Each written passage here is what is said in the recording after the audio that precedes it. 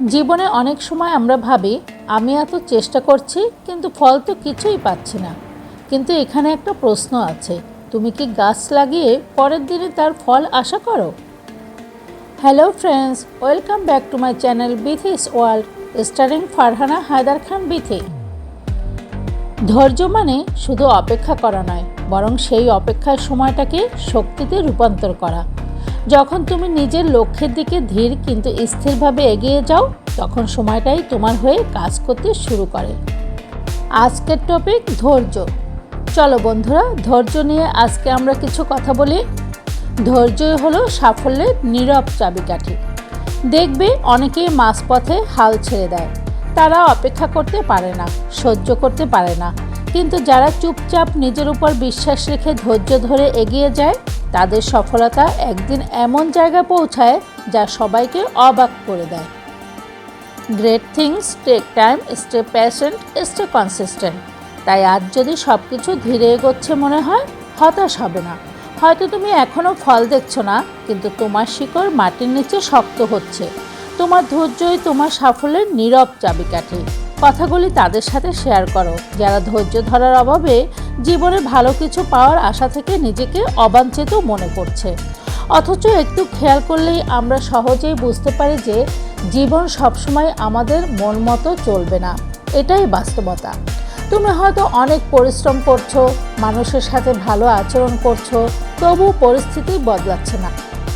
এটা ঠিক তখনই হয় যখন আল্লাহ তোমাকে আরও শক্তিশালী বানানোর জন্য পরীক্ষা নিচ্ছেন। ধৈর্য ধরা খুব সহজ নয়।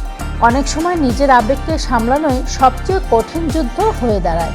কিন্তু যে মানুষ নিজের রাগ, কষ্ট, হতাশাকে নিয়ন্ত্রণে আনতে পারে, সে যে কোনো যুদ্ধ জিতে যেতে পারে। তোমার দেরিতে পাওয়া সাফল্য অনেক বেশি মজবুত, কারণ সেটা গড়তে সময় লেগেছে। ভেঙে পড়ানি কঠিন দিনগুলিতে সেটাই সবচেয়ে বড় কথা। এই পৃথিবীতে কেউই তোমাকে ধৈর্য ধরে থাকার জন্য বাহাবা দিবে না, কিন্তু একদিন তোমার গল্প অন্যদের ধৈর্য শেখাবে।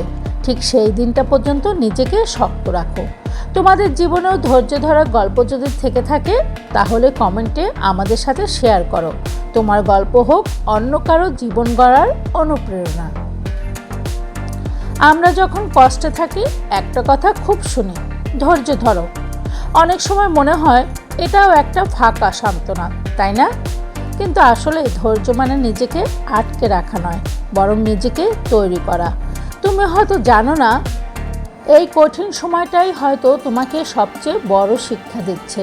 যখন তুমি রেগে যাও, যখন হাল ছেড়ে দিতে চাও, তখনই নিজেকে একটু থামাও।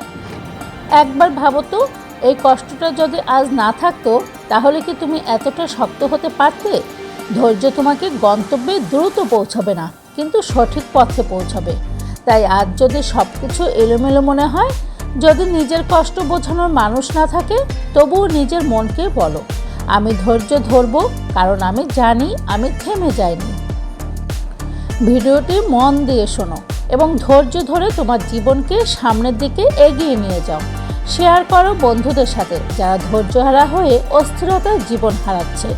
সাবস্ক্রাইব করে পাশের বেল আইকন ক্লিক করে দিও, যেন পরের ভিডিওর নোটিফিকেশন পেতে পারো।